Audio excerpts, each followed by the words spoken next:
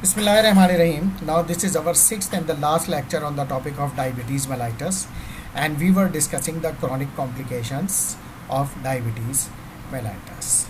Now we have already covered macrovascular complications and the eye disease, and now we are proceeding towards diabetic nephropathy.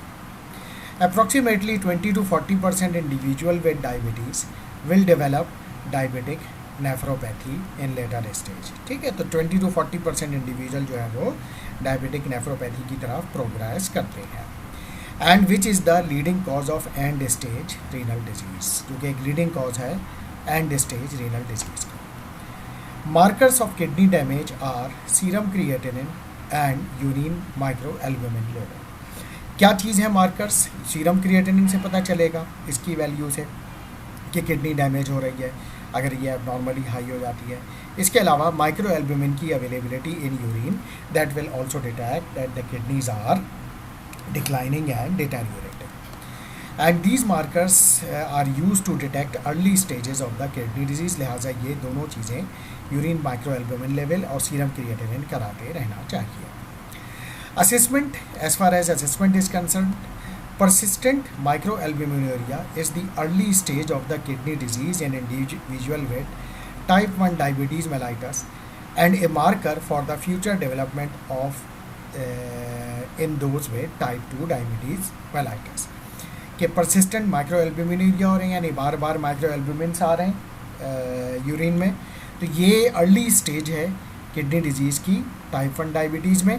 और type 2 में भी अगर ऐसा हो रहा है तो इसका मतलब है कि फ्यूचर डेवलपमेंट होगी, यानी अभी तो नहीं हुई है किडनी डैमेज, लेकिन ये कि आगे चल के किडनी डिजीज़ हो जाएगी. Serum creatinine, another marker, is use to estimate the GFR और glomerular filtration rate and stage and level of the chronic kidney disease.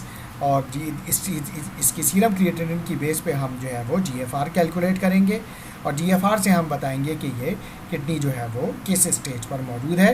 Kidney जो है वो स्टेज 0 पे है, स्टेज 1 पे है, स्टेज 2 पे है, स्टेज 3 पे है, स्टेज 5 पर है. 5 स्टेजेस जो होती हैं वो इसकी किडनी जो है वो डैमेज की मौजूद होती हैं, जिसको हम क्रॉनिक किडनी डिजीज़ की क्लासिफिकेशन में डिस्कस कर सकते हैं. इसके ऑलरेडी लेक्चर अवेलेबल हैं जो एक्यूट रीनल फेलियर और क्रॉनिक रीनल और क्रॉनिक किडनी डिजीज़ के जो लेक्चर हैं वो मेरे इसी चैनल पर मौजूद हैं. उसमें आप इस क्लासिफिकेशन को ज़्यादा बेहतर अंदाज में और डिटेल में सुन सकते हैं और देख भी सकते हैं. Now albumin to creatinine ratio, this is another parameter. Albumin to creatinine ratio in random spot collection can be use to screen for micro albuminuria और मैक्रो एल्ब्यूमिनुरिया. क्लासिफिकेशन क्या है? If it is normal so it will be less than 30 microgram per milligram of creatinine. Micro albuminuria हम किसको कहेंगे? 30 to 299 microgram per milligram creatinine. ठीक है. और macro albuminuria हम कैसे कहेंगे? More than 300 microgram per milligram of creatinine, यानी जो है वो एल्ब्यूमिन की वैल्यू ऊपर है और नीचे जो है वो क्रिएटिनिन की वैल्यू है. तो इसको हम रेशो को इस तरह से रिप्रेजेंट करेंगे कि less than 30 normal kidney, 30 to 299 micro albuminuria और 300 से अगर ऊपर जा रहा है तो it is macro albuminuria. Now interpreting the results, at least 2 positive screening should occur within 3 to 6 months period to classify the individual as having microalbuminuria और microalbuminuria. यानी ये जो रिजल्ट्स हैं, अगर 2 पॉजिटिव स्क्रीनिंग जो है वो, यानी इसमें से ये आ रही है, इस रेंज में आ रही है, इसमें आ रही है इन लास्ट 3 to 6 months, तो फिर हम उसको क्लासीफाई करेंगे. अगर 2 वैल्यूज़ इस रेंज में आ गई तो माइक्रोएल्ब्यूमिनुरिया हो गया है पेशेंट को, और अगर जो है वो 300 से ज़्यादा है तो फिर पेशेंट मैक्रोएल्ब्यूमिनुरिया में जा रहा है. And due to variability in urine albumin excretion, क्योंकि यूरिन में जो है वो 2 वैल्यू इसलिए लेना ज़रूरी है क्योंकि वेरी करती है urinary albumin excretion.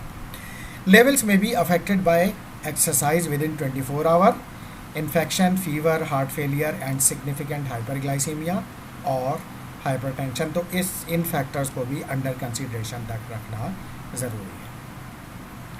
As far as concerned with the serum creatinine should be measured at least annually regardless of albumin to creatinine ratio. ये जो भी आ रहा है इसके बरक्स आपने इसको भी चेक करना है, सीरम क्रिएटिनिन लेवल को भी, and which ranges about the creatinine clearance और GFR stage 1 kidney damage with GFR 90 or greater than 90 ml per minute to stage 5 which is GFR is less than 15 ml per minute or the case of dialysis।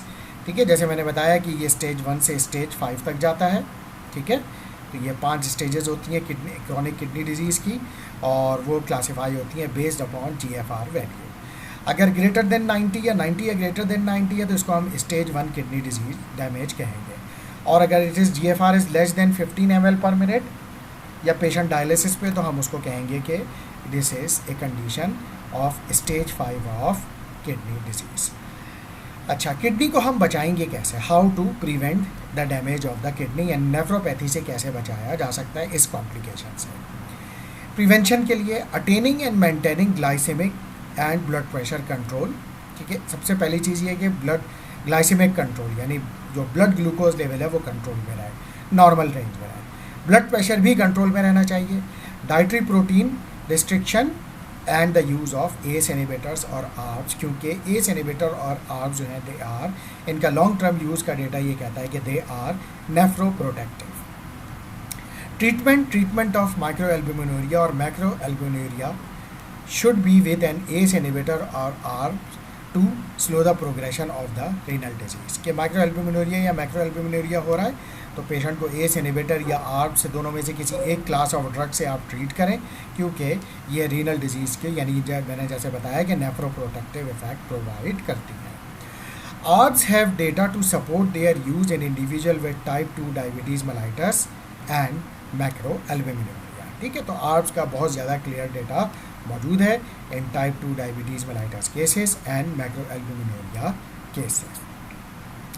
So this was about the nephropathy. इसके अलावा है हमारे पास diabetic neuropathies यानी neurological damage, include distal symmetric polyneuropathy. ठीक है, distal symmetric polyneuropathy and autonomic neuropathy, दो तरह की होती है। Peripheral neuropathy is also called DPN यानी distal symmetric polyneuropathy and is a major pathophysiologic risk for foot ulceration and amputation. ठीक है, ये मेजर रीज़न होता है जिसकी वजह से फुट में अल्सरेशन और एम्प्यूटेशन बिलाकर करनी पड़ती है। यानी होता यूँ है कि जो फुट है उसके जो नर्व्स हैं वो डैमेज हो जाते हैं, और फिर वहाँ पे जब ज़ख़म होता है तो वो पता नहीं चलता क्योंकि पेन फील नहीं होता, और वो फिर जो है ज़ख़म बढ़ता चला जाता है और उसमें एनारोबिक इन्फेक्शन हो जाता है, उसके अंदर पस पड़ जाता है, फिर गैंग्रीन हो जाता है और फिर एम्प्यूटेशन यानी उस लिम्ब को और उस फुट को काटना पड़ जाता है। तो ये मेजर रिस्क फैक्टर है for foot ulceration and amputation. Presentation की बात करें, DPN यानी distal symmetric polyneuropathy occur at the most distal portion of the lower extremities in a stocking and glove pattern। ठीक है, जहाँ पे स्टॉकिंग और ग्लव के रीजन जो होते हैं यहाँ पे यानी पाँव की उंगलियाँ, पाँव और हाथ की उंगलियाँ। And protective sensation is first diminish in the toes and the feet. सबसे पहले प्रोटेक्टिव सेंसेशन कहाँ ख़त्म होती है? टोज में और फीट में। क्यों? क्योंकि वहाँ पे नर्व जो होती हैं वो उनमें पैथो होने की वजह से, पैथी होने की वजह से वो पेन फील नहीं होता। उसके बाद then in the fingers and the hands. Affected individuals में complain of burning and numbness, burning यानी जलन सी जैसी होती है, फिर नमनेस और tingling in the lower extremities. ठीक है, जैसे सुइयाँ चुभना इन लोअर एक्सट्रीमिटीज़, ये जो है वो फीलिंग डेवलप होती है। स्क्रीनिंग कैसे करें इनकी? Screening should occur at least annually with simple clinical test including the vibration perception by using the tuning fork। ठीक है, ट्यूनिंग फोर्क वो जो आपने फिजिक्स के एक्सपेरिमेंट में यूज़ किया है वही ट्यूनिंग फोर्क यूज़ किया जाता है कि उसको वाइब्रेट करते हैं और फिर पाँव पे रख के देखते हैं कि पेशेंट से पूछते हैं कि उसको उसकी वाइब्रेशन फील हुई या नहीं हुई। अगर नहीं हो रही तो इसका मतलब ये है कि न्यूरोपैथी मौजूद है। एंड 10 माइक्रोग्राम मोनोफ्लेमेंट प्रेशर सेंसेशन, तो उससे भी मोनोफ्लेमेंट 10 ग्राम मोनोफ्लेमेंट प्रेशर सेंसेशन इस मेथड से भी किया जा सकता है। अच्छा, ये मैं आपको दिखाता हूँ, ये गूगल पे भी लिखा 10 ग्राम मोनोफ्लेमेंट सेंसेशन। ये देखें, ये फ्लेमेंट एग्जाम है। इस तरीके से ये इसकी सेंसेशन को चेक किया जाता है। ये पिन जो है फ्लेमेंट को यहाँ पे जो है वो अटैच किया जाता है और इसको इसके ऊपर रगड़ा जाता है पाँव पे, तलवों पे, और पेशेंट से पूछा जाता है कि उसको फीलिंग हो रही है या नहीं हो रही है, उसका रिस्पॉन्स आ रहा है या नहीं है। नहीं आ रहा रिस्पॉन्स तो इसका मतलब है कि न्यूरोपैथी इज देयर। अच्छा जनाब, तो ये हो गया। इसके अलावा treatment is for symptomatic relief when may include anti depressants, anti convulsants और ओपियोइड्स। ठीक है। अच्छा, ये देखें, ये ट्यूनिंग फोर्क है। ये इसको वाइब्रेट करके देखा जाता है, पाँव पे रख के देखा जाता है कि इससे सेंसेशन डेवलप हो रही है या नहीं हो रही है। Now next is the autonomic neuropathy. Autonomic neuropathy involves multiple systems throughout the body and including the cardiovascular, gastrointestinal and genitourinary system। यानी जहाँ जहाँ जो है वो डिस्ट्रीब्यूशन है ऑटोनॉमिक नर्व्स की, वहाँ वहाँ वो ऑर्गन जो है वो फिर अफेक्टेड होने शुरू हो जाते हैं। प्रेजेंटेशन क्या होगी ऑटोनॉमिक न्यूरोपैथी की? Clinical manifestation include resting tachycardia. ठीक है, यानी रेस्ट पे भी जो है ना कोई रीज़न नहीं है, टैकीकार्डिया हो रहा है। एक्सरसाइज इंटॉलरेंस, नहीं बर्दाश्त की जाएगी एक्सरसाइज, और एंड ऑर्थोस्टेटिक हाइपोटेंशन, बहुत ज़्यादा होगा ऑर्थोस्टेटिक हाइपोटेंशन, यानी पॉस्चर चेंज करने से जो है ब्लड प्रेशर एकदम लो हो गया। कॉन्स्टिपेशन का प्रॉब्लम होगा, गैस्ट्रोपैरेसिस होगा यानी slow movement of stomach, erectile dysfunction होगा एंड हाइपोग्लाइसीमिया, अनअवेयरनेस जैसे इशू डेवलप होंगे अगर पेशेंट जो है वो ऑटोनॉमिक न्यूरोपैथी में जा रहा है। ट्रीटमेंट क्या है? Improve the glycemic control. ठीक है, पहला जो वो ये है कि ग्लाइसेमिक कंट्रोल इम्प्रूव किया जाए, ब्लड ग्लूकोज नॉर्मल रहे। Symptoms associated with gastrointestinal and genitourinary tract may be improved with pharmacologic agents but progression of disease will not be affected. यानी डिजीज़ जिस तरह से प्रोग्रेस कर रही है और जो कॉम्प्लिकेशन धीरे धीरे जिस तरह से बढ़ रही हैं उसको बहरहाल हम ख़त्म नहीं कर सकते। ये जो इश्यूज़ हैं ये बहरहाल ये रहेंगे। Now patient education and self care. अच्छा, क्योंकि डायबिटीज़ एक क्रॉनिक डिजीज़ है, एक दफ़ा ये हो जाए तो फिर ज़िंदगी भर इसका साथ चलता है, लिहाजा पेशेंट को ख़ुद भी ये समझना ज़रूरी है कि ये डिज़ीज़ क्या है, उसके बारे में एजुकेट करना है और उसकी जो कॉम्प्लिकेशन है उसको ये कैसे प्रोग्रेस से रोक सकता है और सेल्फ केयर क्या क्या कर सकता है, लिहाजा उसकी एजुकेशन ज़रूरी है। और फार्मासिस्ट इसमें बहुत इंपॉर्टेंट रोल प्ले कर सकता है और करता भी है। बहुत सारी डायबिटिक क्लिनिक में pharmacist work as a diabetic educator और वो पेशेंट को गाइड करते हैं कि उनको क्या करना है, किस तरह से करना है और अपनी डाइट को कैसे कंट्रोल करना है कि ये जो टारगेट है ग्लाइसेमिक कंट्रोल का ये सही तरह से रहे। Education and development of self management goal should be provided for individual diagnose with diabetes and pre diabetes. ठीक है, नहीं एजुकेट करना और डेवलपमेंट करना उन गोल्स का जो कि सेल्फ मैनेजमेंट ऑफ डायबिटीज़ हैं in diabetic patient and pre diabetes individual. Self care for diabetes typically involve significant life style changes. ठीक है, सबसे सेल्फ केयर में इंपॉर्टेंट क्या है कि लाइफ स्टाइल चेंज किया जाए। उसमें लाइफ स्टाइल चेंज में क्या क्या चीज़ें हैं? डाइटरी चेंजेस, एक्टिविटी इम्प्लीमेंटेशन यानी physical activity. Life style changes can often be difficult and therefore require positive reinforcement and involvement of person with diabetes in the decision making process. अच्छा, अब life style change करना इतना आसान नहीं होता। ठीक है, क्योंकि एक शख्स जो बहुत अरसे से एक ही लाइफ स्टाइल में रहा हो उसके लिए अपनी लाइफ स्टाइल को एकदम डिजीज़ की वजह से चेंज करना आसान नहीं होता, उसको उसके लिए मोटिवेशन देना, लिहाजा पॉजिटिव रीइंफोर्समेंट इज़ एसेंशियल। उसको इन्वॉल्व करना डिसीजन मेकिंग में कि वो खुद डिसाइड करे कि उसके लिए डिजीज़ को कंट्रोल करने के लिए क्या बेहतर, उसको किस तरीके से वो कंट्रोल कर सकता है। अच्छा, अब एजुकेशन में सबसे पहली चीज़ है मेडिकल न्यूट्रिशन थेरेपी, यानी वो जो अपनी न्यूट्रिशन कैसे कंट्रोल करे कि जिसमें उसको कैलोरीज भी पूरी मिल जाए और उसकी जो तलब है मुख्तलिफ टाइप्स ऑफ फूड की वो भी पूरी हो जाए और उसके शुगर लेवल भी कंट्रोल में रहे। So nutritional care that provides assessment, education, goal setting and evaluation of outcome in an attempt to attain and maintain optimal metabolic control of glucose, lipid and blood pressure को ऐसी provide की जाए, वो खुद assess करे कि उसको educate करना कि क्या वो फूड लेगा, किस तरह से लेगा, कितना लेगा, जिससे तमाम चीज़ों का मेटाबॉलिज्म बिल्कुल ऑप्टिमम रहे और पेशेंट का ग्लूकोज लेवल भी मुनासिब रहे. Exchanges based on the amount of carbohydrate in different food groups were previously recommended for regulating blood glucose level. However, this strategy has been replaced by carbohydrate counting and the plate method.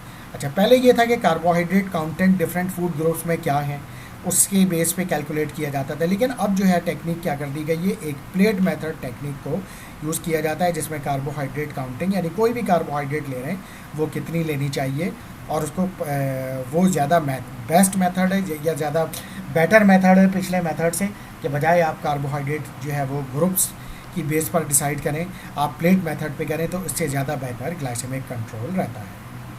Carbohydrate counting consistency in carbohydrate intake at meals and snacks is essential for achieving glycemic control, particularly for the postprandial blood glucose level. ठीक है, तो consistency क्या हो, carbohydrate intake at meals and snacks, यानी कुछ ना कुछ तो कार्बोहाइड्रेट उसको लेना है, वरना एनर्जी कैसे आएगी. तो ग्लाइसेमिक कंट्रोल के लिए ये ज़्यादा ज़रूरी है. Foods that contain significant amount of carbohydrate, for example breads, milk, fruit, rice, beans, corns and potatoes should not be eliminated from the meal plan but incorporated in regularly scheduled interval. ठीक है, तो यानी कि proper quantity में एक proper method से इसको दिया जाए. Total carbohydrate intake should be the focus but protein and fat intake should also be considered due to comorbid condition like for example nephropathy, cardiovascular disease associated with diabetes. अच्छा, diet balance हो, उसमें कितनी protein fat लेनी है इसको भी देख लें. प्रोटीन अगर नेफ्रोपैथी है तो ज़्यादा प्रोटीन नहीं दे सकते, कार्डियोवैस्कुलर डिजीज़ है तो फैट ज़्यादा नहीं दे सकते, तो इसको भी कंसिडर करें. लेकिन that is why plate method is the best method. Plate method हमें क्या बता रहा है, the plate method is a tool to provide portion control with healthier food group choices. ठीक है, नहीं हेल्दी फूड की चॉइसेस के हिसाब से पोर्शन प्लेट में बना दिए जाए. The concept is to divide and fill a standard size dinner plate as follows. यानी स्टैंडर्ड साइज की डिनर प्लेट को जिस तरह से हो, half of the plate with non starchy vegetables. ठीक है, आधी प्लेट ऐसी हो जो कि नॉन स्टार्ची वेजिटेबल की हो, जैसे broccoli, salad, cabbage, collards. 1/4 of the plate with cooked with meat. ठीक है, 1/4 of the plate with meat यानी कि प्रोटीन मिल सके, लाइक 3 ounce कुक्ड हो, या 1/4 of the plate with starch यानी कार्बोहाइड्रेट, जिसमें पोटैटोज हो सकते हैं, बीन्स हो सकते हैं, ब्रेड हो सकते हैं, नूडल्स हो सकते हैं. ये देखें, ये है प्लेट मेथड. या half of the plate with non starchy vegetables, quarter plate meat and quarter plate starch यानी carbohydrate. A serving of fruit may also be combined with the meal in addition to plate describe. ठीक है, एक fruit दे सकते हैं इसमें साथ में, जो भी मौसम का फल है, कीनू है तो कीनू दे दें, सेब है तो सेब दे दें, केला है तो केला दे दें, एंड 1 शुगर फ्री बेवरेज या फिर 1 ग्लास ऑफ वाटर. ठीक है, 1 ग्लास सादा पानी. तो ये जो है वो एक डायबिटिक इंडिविजुअल का फूड इस तरह से डिवाइड होना चाहिए. उससे ये होगा कि सारी चीज़ें ऑप्टिमम रहेंगी. फिज़िकल एक्टिविटी की अगर हम बात करें, फिज़िकल एक्टिविटी में gradually incorporated into the daily routine with the goal of at least 150 minutes per week of moderate intensity aerobic exercises. और moderate intensity aerobic exercise की जो बेस्ट एग्जाम्पल है वो है मीडियम पेस स्पीड के साथ walk. Muscle strengthening activities should be perform at least 2 or more days per week. ठीक है, नहीं कम से कम 2 दिन हफ्ते में ऐसे हो जिसमें मसल स्ट्रेंथनिंग एक्टिविटी भी की जाए, मसल्स की भी एक्सरसाइज की जाए.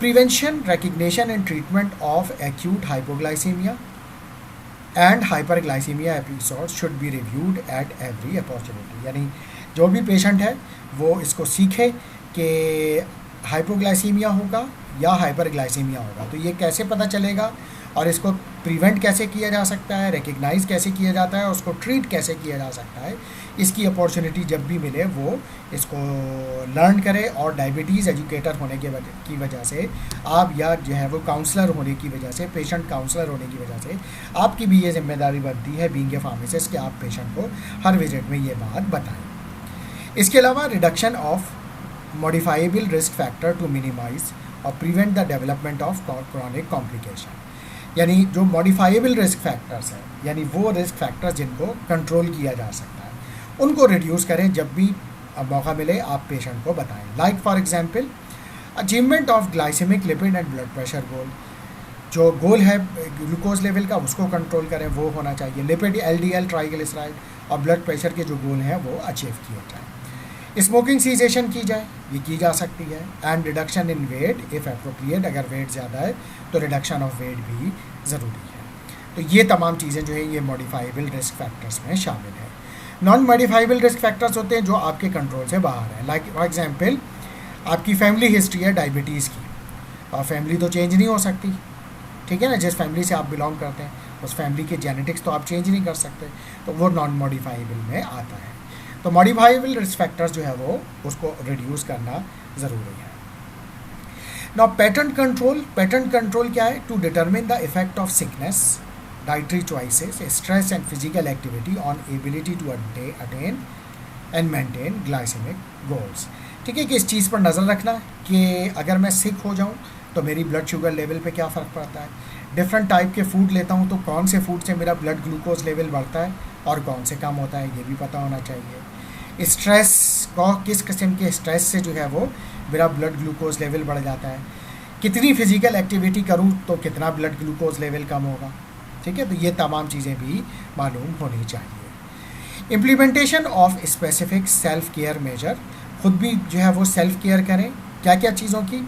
Like for example foot care, dental care and I care.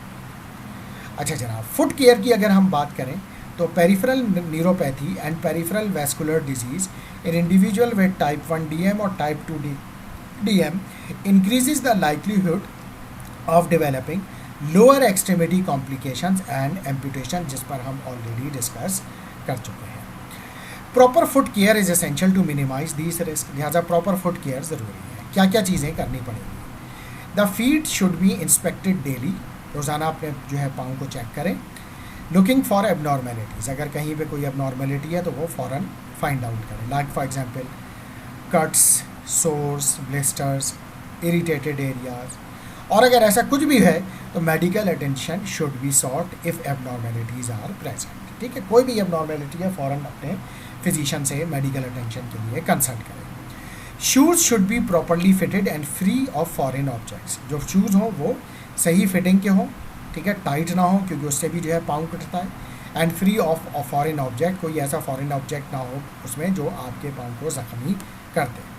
Shoes should be worn at all times, कोशिश की जाए कि ज़्यादातर शूज़ पहने जाए to avoid trauma to a bare foot. Bare कहते हैं यानी नंगे पाँव, नंगे पाँव की वजह से कोई किसी किस्म का ट्रॉमा या चोट ना लगे, उस वजह से जो है वो प्रॉपरली जो है वो कोशिश करनी चाहिए कि ऑल द टाइम शूज़ पहने रखें। Toe nails should be trimmed straight across with the edges filed, यानी टो नेल्स, नाखून जो है वो प्रॉपरली जो है वो कट किए जाएँ। ठीक है, straight across the edges filed, ठीक है, एजेस जो है वो नोकीले ना हो। ठीक है, इसके अलावा lotions, creams, ointments applied between the toes में लॉक इन टू मॉइस्चर आ जाता है कभी कभी वहाँ पे, एंड लीडिंग टू मैसीरेशन, तो मैसीरेशन नहीं होनी चाहिए यानी खाल छिल जाती है। Avoid applying these agents between the toes, कोशिश करें कि ये टोज के दरमियान पे अप्लाई ना करें। Dental care, a yearly dental exam is recommended in the absence of teeth in the adult with diabetes, examination of gum is essential. और अगर ऐसा वो इंडिविजुअल है जो बहुत ओल्ड एज है, दांत उसके झड़ चुके हैं, तो फिर गम्स का एग्ज़ाम भी ज़रूरी है। क्यों? Due to the high prevalence of periodontal disease in this population, यानी दांतों के जो सराउंडिंग में पेरियोडोंटल बोन होती हैं उनमें डिजीज़ हो जाती है, वो झड़ना शुरू हो जाती हैं। इस वजह से ये डेंटल केयर और डेंटल एग्ज़ाम ज़रूरी है। आई केयर, इस पर भी हम बात कर चुके हैं। Annual dilated I exam should be recommended. beginning 5 years after diagnosis of type 1 DM and at diagnosis of type 2 DM. ठीक है, टाइप 1 डायग्नोस होने के 5 साल के बाद चेक कराएं और टाइप 2 के तो फ़ौरन बाद ही चेक करना चाहिए. If everything is okay then every year should be checked. ठीक है, depending on the development of ID. Increased frequency of eye exam may be necessary depending on the development and severity of the eye disease. Now next is the devices for diabetes. जो devices use की जाती हैं उसकी भी बहरहाल patient को education देना ज़रूरी है, क्योंकि अक्सर वो बेशतर जब वो इंसुलिन ले रहा होता है तो खुद ही ले रहा होता है, तो किस किस्म की नीडल हो, कैसी सिरिंज हो, ये बात मालूम होनी चाहिए. सिरिंजेस की अगर हम बात करें, barrel size syringes for insulin administration are marked in units में मार्क हुई भी होते हैं. Markings may differ based on the size of insulin syringes barrel chosen. Barrel size include usually 0.25, 0.3, 0.5 and 1 ml capacity. ठीक है, तो इस तरह की कैपेसिटी में मौजूद होती है. The recommendation of a particular size of insulin syringe should be the small capacity size available for the prescribed dose of insulin. जो particularly recommendation है small size की हो, ठीक है, जो smallest size है वो उस पर फिट बैठती हो तो फिर उस हिसाब से ली जाए. यानी for example up to 25 units of insulin 0.25 cc या अगर 0.25 ml इंसुलिन लेनी है या 25 यूनिट लेनी है तो 0.25 cc की सिरिंज काफ़ी होगी. 30 यूनिट के लिए 0.3 ml वाली या 0.3 cc वाली, 50 यूनिट्स के लिए 0.5 cc वाली और 100 यूनिट्स के लिए 1 cc वाली यानी 1 ml वाली जो है वो नीडल यानी सिरिंजेस यूज़ की जाए. बैरल साइज इसका इतना हो कि वो 100 यूनिट इंसुलिन को एकोमोडेट कर सके. नीडल जो होती हैं इनकी जो लेंथ है, needle length available as original half inch means 12.7 millimeter length, और जो शॉर्ट होती है 5/16 इंच मीन्स 8 मिलीमीटर लेंथ की भी आती है. अच्छा, needle gauge simply refers to the thickness of the needle, यानी नीडल जो है वो कितनी थिक है, कितनी मोटी है. And with inverse relationship that is higher the gauge the thinner the needle. ठीक है, जितना गेज वैल्यू इसकी ज़्यादा होगी नीडल उतनी थिन होगी, और जितना गेज वैल्यू इसकी कम होगी नीडल उतनी ही जो होगी वो थिक होती चली जाएगी. Typical gauges for insulin administration range from 28 to 31 gauge. आमतौर पे इंसुलिन सिरिंज के साथ जो नीडल आती हैं उनका गेज साइज 28 से 31 के करीब होता है. Because higher gauge needles are thinner and are also fragile. जहाँ जैसे ये कि हायर गेज की नीडल थिन तो होती हैं लेकिन फ्रेजाइल भी होती हैं, तो इस चीज़ का ख्याल रखें कि ये बॉडी के अंदर जाने के बाद, इंसर्ट करने के बाद आप ज़्यादा इसको अगर हिलाएंगे जुलाएंगे तो ये अंदर बॉडी में टूट भी सकती है, तो ऐसा नहीं होना चाहिए. Thus higher gauge needles are typically shorter needles को इसलिए कोशिश किया जाता है कि उसकी लेंथ जो है वो शॉर्ट रखी जाए. इसके अलावा इंसुलिन पेन्स अवेलेबल हैं. ठीक है, नीडल के अलावा insulin pens allow for enhanced portability and eliminate the need for coordination in drawing up the dose of insulin. क्योंकि जो डिवाइसेस हैं उस पर मौजूद होता है कि इतने यूनिट फिक्स करें और उसको पेन को जो है वो लोड करके उसका बटन दबा दें, उतने यूनिट जो होगी इंसुलिन फ़ौरन जो है वो एडमिनिस्टर हो जाएगी. Most devices are pre filled with insulin and are disposable. ठीक है, डिस्पोजेबल होती हैं. It is important to note that insulin pens are for single person use to prevent the spread of blood-borne illnesses. क्योंकि उसमें 1% अगर वो needle इस्तेमाल कर रहा है तो वो से के ज़रिए जो है पेन की जो नीडल है वो एक को जाएगी दूसरे को जाएगी तो एक दूसरे से ब्लड के जो इन्फेक्शन है वो लग सकते हैं, इसलिए एक ही बंदा यूज़ करे. डिवाइसेस कौन कौन सी अवेलेबल है मार्केट में? सोलो स्टार सनोफी की है, ठीक है, जिसमें ग्लार्जीन ग्लोलिजीन है. फ्लैक्समैन है नोवोडोस की, डिटरमीर, ठीक है, एस्पार्ट मिक्स इंसुलिन. इसके अलावा क्विक पैन, लिस्प्रो, ठीक है, ये एलाई लिली की प्रोडक्ट है. Lispro mix and mix insulin. अच्छा, इसमें जो pen needles are available in several length. ठीक है, हाफ इंच लेंथ वाला है, 5/16 वाला है, 3/16 यानी 5 मिलीमीटर लेंथ वाली नीडल होती है और 12.7 मिलीमीटर वाली भी होती है. तो ये डिफरेंट जो है पेन नीडल्स की लेंथ वाली जो है वो पेन इंसुलिन पेन्स अवेलेबल हैं। इसके बाद है होम ब्लड ग्लूकोज मॉनिटर्स। हमारे घरों में ग्लूकोमीटर होते हैं, वो भी मुख्तलिफ तरह के आते हैं। A plethora of meters are available to patients today, यानी ढेरों डिफरेंट टाइप के जो ग्लूकोमीटर हैं मार्केट्स में अवेलेबल हैं। मीटर सिलेक्शन कैसे किया जाए? Some patient choose meter on size, other on cost and still other on appearance of the meter. यानी कुछ जो होते हैं लोगों की अपनी अपनी चॉइस होती है, कोई उसका साइज़ की बेस पे छोटे साइज़ के प्रेफर करते हैं, कोई जो है कॉस्ट की यानी कम कीमत वाला, कोई अपीयरेंस यानी कोई कौन सा मीटर कौन सा ज़्यादा अच्छा लग रहा है, अपीयरेंस किसकी ज़्यादा अच्छी है। When recommending a meter for elderly patients, the cost of meter and the manual dexterity and vision of the individual should be kept in mind. अगर किसी एल्डरली पेशेंट को आप ग्लूकोमीटर रिकमेंड कर रहे हैं तो ये देख लें कि कॉस्ट के अलावा मीटर की जो मैनुअल डेक्सटिरिटी है वो ज़्यादा हो। मैनुअल डेक्सटिरिटी का मतलब है कि वो ऑटोमेटिक कंट्रोल कम हो, मैनुअली उसको ज़्यादा कंट्रोल किया जा सकता हो। क्योंकि आपको पता है कि जो ओल्ड एज वाले हैं वो कंप्यूटर से ज़्यादा लिटरेट नहीं होते, तो उस वजह से उनको मुश्किल होने लगती है समझने में, कंट्रोल करने में। तो लिहाजा इस चीज़ का ख्याल रखें और ये भी देखें कि वो उस पर जो उसका जो डिस्प्ले है उसके जो फॉन्ट साइज़ है वो कितना है, क्या वो विजुअलाइज भी कर सकता है इंडिविजुअल, कहीं ऐसा तो नहीं कि उसकी नज़र बहुत कमज़ोर है। Children usually do better with a meter that require the minimum amount of blood sample applied to the strip. ठीक है, चिल्ड्रन जो है वो बेटर होते हैं, usually do better with a meter that require only a minimal amount of blood sample. Meter choices for visually impaired have tactile marking on the strip और speech output on the meter. ऐसे लोग जो कि बिल्कुल ही जिनको नज़र नहीं आता, बिल्कुल ही ब्लाइंड होते हैं, तो उनके लिए भी मीटर अवेलेबल हैं जिसके ऊपर टैक्टाइल मार्किंग आ जाती है या फिर स्पीच आउटपुट होता है, यानी वो बताते हैं कि इतनी शुगर लेवल आया है, तो वो भी अवेलेबल हैं। इसके अलावा alternate site testing has become more prominent in all population, however it is not appropriate in all situation. यानी अल्टरनेट साइट टेस्टिंग यानी जो है जैसे फॉर एग्जांपल कभी एक हाथ में चेक किया, कभी दूसरे हाथ में चेक किया, कभी एक उंगली से, कभी दूसरे हाथ की उंगली से। ठीक है, तो ये इस तरीके से डिफरेंट साइट से चेक करना चाहिए। Condition when alternate site testing में be appropriate include. Alternate site testing कब जो है बेहतर होगा करना? In pre meal and fasting state means greater than 2 hour since last meal. ठीक है, यानी फास्टिंग स्टेट में 2 और more hour after taking insulin. ठीक है, 2 और मोर आवर आफ्टर एक्सरसाइज। तो मुख्तलिफ साइट से चेक करें कि ताकि सही मानों में आपको रिजल्ट्स मिल सके।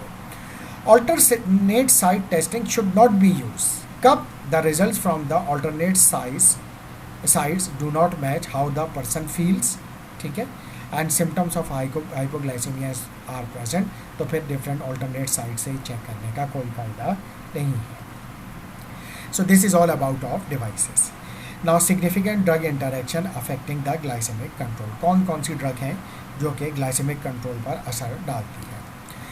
This is the only partial list of potential drug interaction that में अफेक्ट द ग्लाइसेमिक कंट्रोल। यहाँ पे सिर्फ चंद एक ड्रग के बारे में बताया जा रहा है, इंडिविजुअल ड्रग के बारे में जानना आपके लिए ज़रूरी है। And for this purpose consult standard references और drug package insert for more detailed information. Generally potential hyperglycaemia as a dose dependent. ठीक है, यानी हाइपरग्लाइसीमिया कॉज करने वाली drug like direct glucagon effect, glucagon करती है, ग्लूकागोनिक इफेक्ट। कॉर्टिकोस्टेरॉइड्स हाइपरग्लाइसीमिया करते हैं, nicotinic acid and phenytoin, pentamidine long term effect, protease inhibitor, antiviral, sympathomimetic agents, isoniazid, furosemide and thiazide diuretics, ये सब की सब जो है वो ब्लड ग्लूकोज लेवल इन्हांस करते हैं। पोटेंशियल हाइपोग्लाइसीमिया यानी वो ड्रग जो कि हाइपोग्लाइसीमिया कॉज करती हैं। ठीक है, like monoamine oxidase inhibitor, MAO inhibitors, fluoxetine, salicylates in large doses, fenfluramine जो कि बेसिकली ओबेसिटी में यूज़ होती है। अल्कोहल जो है वो हाइपोग्लाइसीमिया करता है। Pentamidine initial effect, long term effect hyperglycaemia और इनिशियल इफेक्ट पेंटामिडीन का है हाइपोग्लाइसीमिया। इसके अलावा prolong hypoglycaemia and masking the hypoglycaemic symptoms, beta blockers. ठीक है, तो बीटा ब्लॉकर्स हाइपोग्लाइसेमिक सिम्टम्स को मास्क कर देते हैं, यानी पता नहीं चलता कि हाइपोग्लाइसीमिया हो रहा है पेशेंट को। इसके अलावा ऑल्टर द प्रोटीन बाइंडिंग और the other drug interaction with sulfonyl urea agent, यानी सल्फोनाइल यूरिया ड्रग के साथ दूसरी ड्रग्स की प्रोटीन बाइंडिंग और दूसरे ड्रग इंटरेक्शन किन किन के हैं? Alcohol, salicylates, non steroidal anti inflammatory drugs, methyl dopa, ठीक है, जो कि एंटी हाइपरटेंसिव है, chlorpropamide, monoamine oxidase inhibitor, clofibrate and probenecid.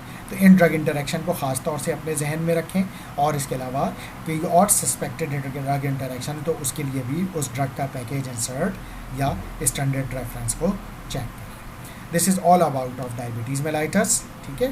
तो ये लास्ट लेक्चर था, and soon we will come back with another topic. Thank you very much.